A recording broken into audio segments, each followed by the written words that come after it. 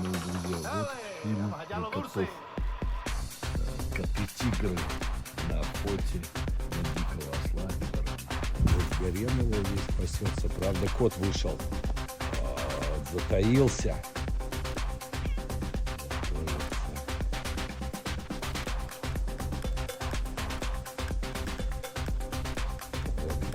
Пасутся баран.